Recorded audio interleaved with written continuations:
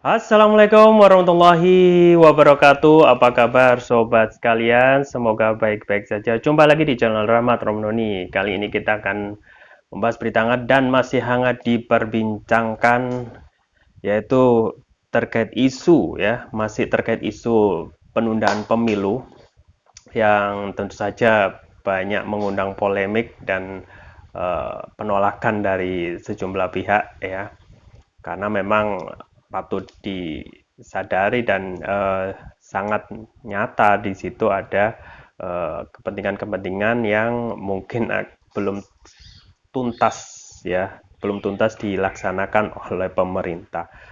Dan kemudian juga banyak sekali ya tokoh politik yang menyatakan ketidaksetujuan atau penolakan terhadap penundaan pemilu. Di antaranya adalah Rizal Ramli, pegawai ekonomi yang eh, dalam hal ini ya terkait dengan adanya juga pemberitaan dari media tentang tangan pemerintah di balik desain tunda pemilu 2024 ya. Seperti yang dilansir oleh politikermol.id ya, langsung saja kita bacakan. Rizal Ramli, hahaha, ternyata si abang biang usulan pemilu ditunda ya. Keterlibatan lingkar istana dalam men-setting munculnya usulan penundaan pemilu 2024 mulai kental terasa. Sebuah pemberitaan berjudul Tangan Pemerintah di Balik Desain Tunda Pemilu 2024 menggambarkan adanya dugaan usulan penundaan pemilu dari Ketua Umum PAN Zulkifli Hasan muncul usai mendapat arahan dari seorang menteri koordinator di Kabinet Indonesia Maju, di mana pada 13 Februari lalu Zulhad mengumpulkan 4 pejabat teras PAN dan menceritakan pertemuannya dengan Menko Kemaritiman dan Investasi Luhut Binsar Panjaitan. Diberitakan bahwa dalam pertemuan itu Zulhas mengaku diundang Luhut khusus membicarakan usulan penundaan pemilu dan Pilpres 2024. PAN diminta untuk mendukung dan menyampaikan ke publik dalam rapat koordinasi nasional pemenangan pemilu yang digelar 15 Februari lalu. Alasannya karena Presiden Jokowi diklaim sudah setuju.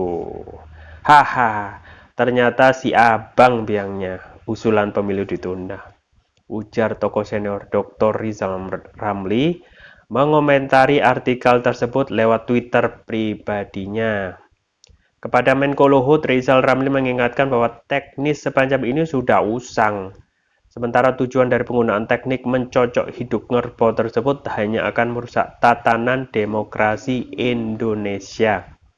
Bang Luhut, teknik cari orang bermasalah sehingga bisa jadi kerbau yang diikat hidungnya sudah kuno, merusak demokrasi, melawan konstitusi dan amanah demokrasi, tegas Menko Perekonomian era Presiden Gus Dur itu.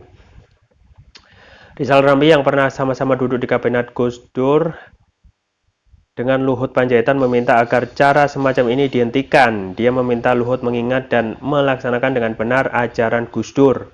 Sudahlah, ingat Gus Dur, ajaran keadilan dan demokrasi, tutupnya. Ya, sobat sekalian, jadi memang masih memanas ya usulan tentang penundaan pemilu gitu ya. Memang ketika sudah memimpin ya itu pastilah ada kenikmatan ya, kenikmatan tersendiri. Ya, kalaulah seperti seorang yang bekerja itu sudah enak ya, dan dia ternyata sudah ada kontraknya, ya dialah ingin memperpanjang kontraknya sendiri. Nah, ini permasalahan ya. Padahal sudah banyak yang disampaikan oleh para pengamat dan kalau kita tutup mata saja itu sudah out of the rule ya, sudah tidak sesuai dengan konstitusi atau di luar dari undang-undang yang jadi acuan dalam negara hukum ini ya. Kalaupun ya dalam hal ini ingin menunda itu tidak ada dasar hukumnya gitu ya, tidak ada dasar hukumnya yang mengatur penundaan pemilu gitu. Tapi kalau untuk mempercepat ada dasar hukumnya, yaitu terkait masalah ketika presiden dan wakil presiden itu mengundurkan diri ya, ataupun berkeduduk mengundurkan diri atau mengalami kondisi yang tidak menetap atau kondisi yang tidak menetap ya. Dan itu sudah diatur. Tetapi untuk pengunduran diri ya ini dilihat dulu ya konteksnya ya. Secara kalau dilihat apa yang disampaikan oleh Said Didu ya, apa yang disampaikan oleh Said Didu itu sudah disebutkan alasan-alasan yang disampaikan dan juga sudah disangkal ya, misalnya tentang bagaimana alasan tentang pandemi. Nah, pandemi kita sudah lewat ya, bukan memasuki awal pandemi yang kita ketahui itu masih sangat berbahaya. Nah, ini sudah masa yang melebihi hampir 3 tahun kita sudah tahu tentang kondisi COVID ini, dan mayoritas masyarakat sudah divaksin, otomatis kekebalan mereka itu sudah ada gitu ya. Nah, kalaupun masalah pandemi ini menjadi alasan ya kenapa tahun 2020 yang juga masih pandemi dan pandeminya masih berbahaya di situ masih dipaksakan gitu melakukan pemilu ya, melakukan pemilu ya. Padahal kalau kita melihat pada tahun 2020 itu ya dengan alasan ya mereka tetap melaksanakan pemilu dengan alasan ingin menjaga hak dan aspirasi rakyat untuk melakukan haknya melakukan pemilihan umum, memilih kepala daerah ya. Ada saja ya pada saat itu, padahal masih parah ataupun masih tinggi tingkat penularan COVID-nya. Nah, itu kenapa masih itu saja yang parah ya, itu bisa dilaksanakan, dipaksakan dengan mencari dalil dan alasan yang banyak ya. Tapi kenapa sekarang yang sudah lewat masanya ataupun sudah biasa ya, alasan itu masih dipakai lagi ya. Padahal kalau kita melihat di mana-mana itu sudah kumpul ya, berkerumun itu sudah biasa ya. Kalau kita lihat di pasar itu berkumpul, di mall itu berkumpul ya. Bahkan banyak pejabat negara yang katanya harus menetapkan prokes, tetapi yang bersangkutan sendiri yang melanggarnya. Ini hal yang tidak bisa diterima oleh akal sehat ya. Yang kedua adalah masalah keuangan negara ya. Keuangan negara ini yang diperkirakan memberatkan ya, memberatkan biaya pemilu karena ini pemilunya tumpuk-tumpuk ya, pemilu presiden dan wakil presiden, kemudian MPR, DPR, dan juga terus kepala daerah gitu ya. Otomatis biaya yang diperlukan itu sampai ratusan triliun ya. Ini jadi alasannya. Ini juga sudah disangkal ya, dan ini juga sesuai dengan kondisi sekarang. Kalaupun tidak punya uang ataupun kekurangan dana, kenapa ya dilakukan sampai adanya ada proyek IKN gitu.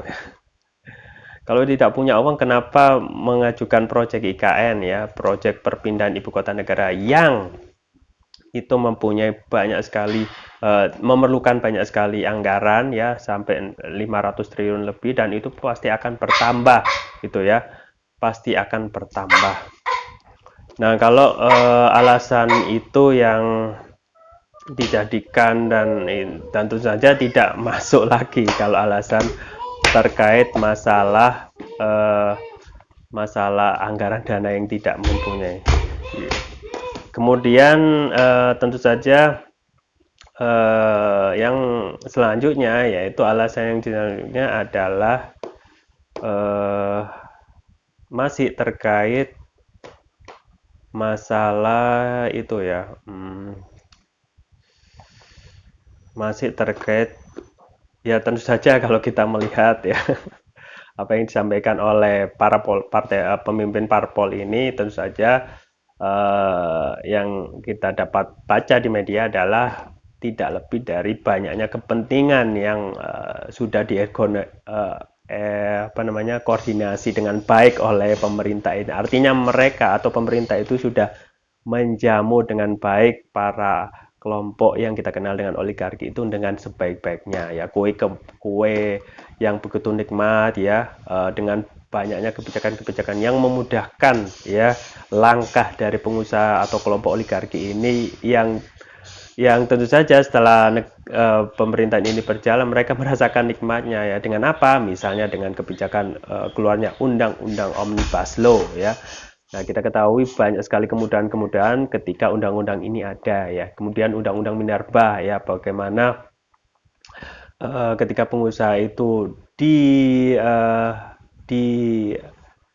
beber karpet merah sampai mereka tidak perlu untuk menyalurkan ataupun mensetor 0% royalti untuk tambang ya. Dan tambang yang sudah habis yang seharusnya dikelola ataupun digasihkan oleh pemerintah ternyata bisa diperpanjang lagi untuk waktu yang begitu lama ya. Coba bayangkan, keuntungan atau kue yang lezat ini tentu saja tidak akan disia-siakan ya, kepentingan dari oligarki ini. Makanya apa yang sudah dimanjakan oleh pemerintah ini kepada oligarki ini haruslah, dalam kesimpulannya haruslah diteruskan ya. Dan apa yang disampaikan oleh Bang Rizal Ramli ya, Dr. Rizal Ramli ya, pegawai ekonomi yang sangat kritis ini sudah menyampaikan bahwasanya memang ya orang itu 4L, lo laki ya, bahwasanya seluruh aktivitas ataupun urusan negara itu yang nangani, termasuk juga isu tentang penundaan pemilu ini yang tokoh utamanya ya lo laki gitu. Dan memang ya kita harus paham bahwasanya semuanya itu ada aturan ya, semuanya ada aturan. Dalam olahraga kita ketahui, dalam sepak bola itu semuanya ada aturan ya. Voli itu ada aturan ya, terutama dalam olahraga sepak bola ya. Kalaupun semuanya itu sudah aturan ya harus mengikuti aturan gitu agar semuanya berjalan dengan baik ya. Kalau tidak mengikuti aturan dan menginginkan keinginannya masing-masing, coba lihat ya, seorang pemain sepak bola yang seharusnya tidak mendapatkan penalti karena ada permainan mata ya, akhirnya diberi penalti, dan penalti itu terus menerus ya, enak ya kalau penalti, maka apa yang terjadi, pastilah pihak lawan itu pasti akan marah ya. Kita lihat kalau persepak bola Indonesia kalau sudah marah, yang beda dengan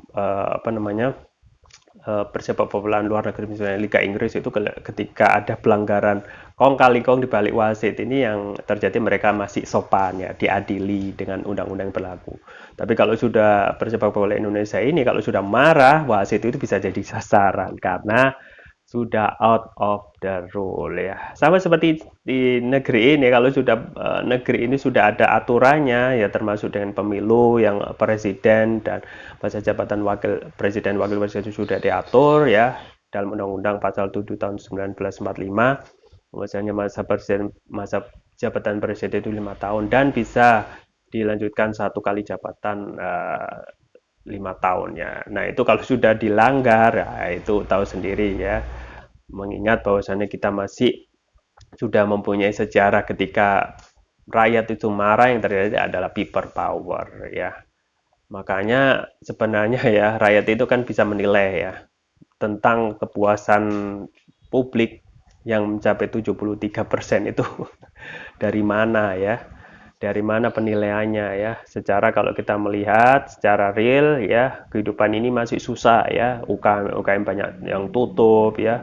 Meskipun virus COVID ini sudah menurun, tetapi